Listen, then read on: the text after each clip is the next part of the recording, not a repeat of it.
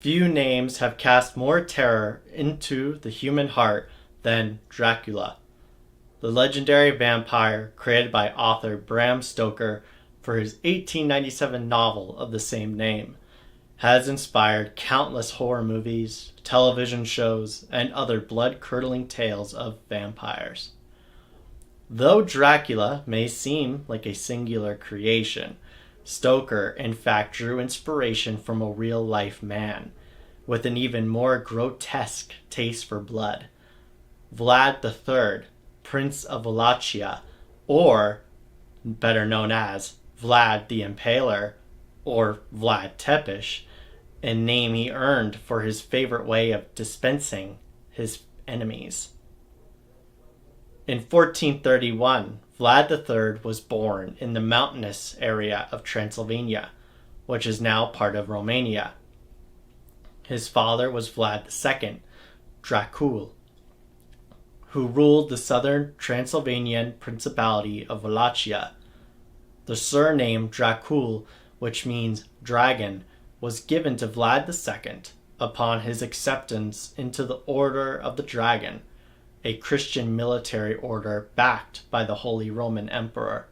Transylvania and Wallachia, which were sandwiched between Christian Europe and the other Ottoman Empire's Muslim territories, were often the sites of violent conflicts, as Christian crusaders either marched eastward toward the Holy Land or repelled the Ottoman forces as they advanced westward into Europe.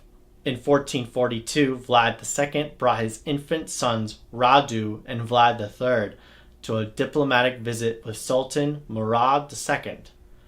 However, the rendezvous turned out to be a trap. All three were taken into custody and held captive. In exchange for leaving his boys behind, the elder Vlad was freed. Years of captivity. Vlad and his younger brother received instruction in science, philosophy, and the arts under the Ottomans. Vlad also developed into a proficient horseman and fighter. However, according to some sources, he might also have spent some of that period in prison and under torture, where he would have seen his foes impaled by the Ottomans. But Vlad's family's fate was far worse. In 1447, his father was slain in the wetlands close to Baltini, Wallachia, after being overthrown as Wallachia's monarch by local warlords, or boyars as they were called. Mircea, Vlad's older brother, was blinded, tortured, and buried alive. It is up for historical debate whether these incidents made Vlad III, Dracula, son of the dragon, a vicious murderer? But one thing is for sure, Vlad's reign of blood started as soon as he was released from Ottoman captivity, soon after his family's deaths. When the Ottomans captured Constantinople in 1453, they threatened to invade all of Europe. Vlad was tasked with commanding an army to repel an invasion of Wallachia. He was successful in his fight to defend his homeland in 1456. Legend has it that he personally decapitated Vladislav II in a one-on-one fight. Even though he was now in charge of the Wallachian Principality, the ongoing conflict and internal strife brought on by rival boyars had left his domains in ruins. Vlad invited hundreds of them to a feast in an attempt to solidify power. He had his visitors stabbed and their still twitching bodies impaled because he knew that his authority would be questioned. What is impaling, you might wonder? Impaling is a particularly gruesome form of torture and death. A wood or metal pole is inserted through the body, either the front to the back, or vertically through the rectum or vagina. The exit wound would come near the victim's neck, shoulders, or mouth. In some cases, the pole was rounded, not sharp, to avoid damaging internal organs, and thereby prolonging the suffering of the victim. The pole was then raised vertically to display the victim's torment. It could take hours or days for the impaled person to die.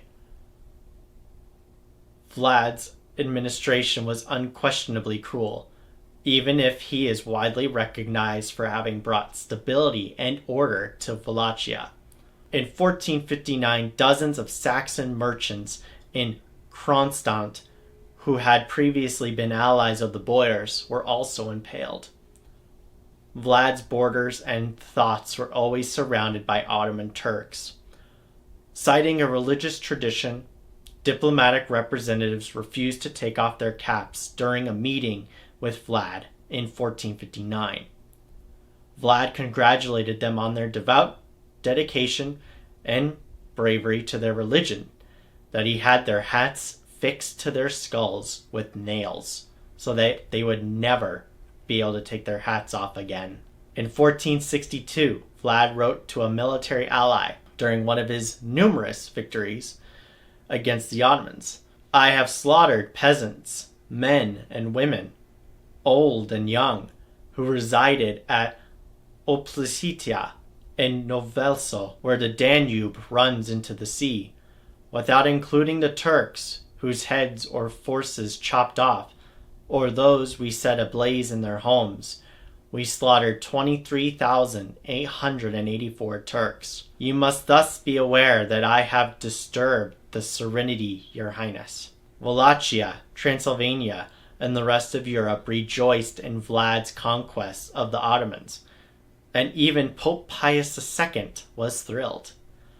However, Vlad was acquired a far more sinister reputation. He was said to have once eaten in the middle of a forest of vanquished fighters, writhing on poles that had been impaled. Stories about Vlad III's Dracula, unimaginable sadism, circulated throughout Europe. Yet it's unclear if the legends of him dipping his bread in his victims' blood is real. Tens of thousands killed. It is thought that Vlad killed roughly 80,000 people in all, using a variety of methods. Approximately 20,000 individuals were impaled and displayed outside the city of Targovist.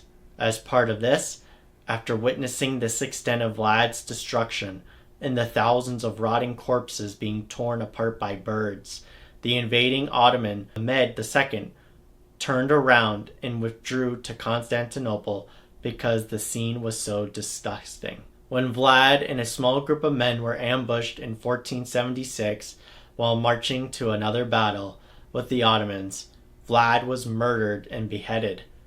According to most accounts, his head was given to Mehmed II in Constantinople as a trophy to be hung over the city gates.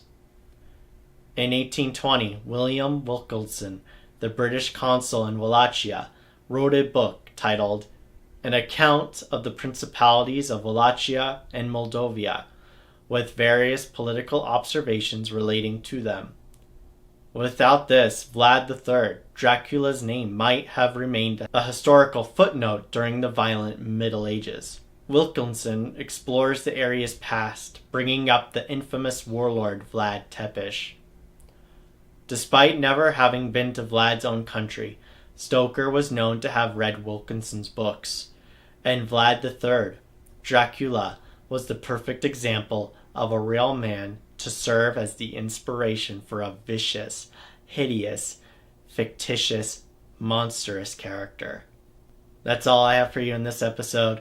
Let me know in the comments below, what do you think about Vlad the Impaler?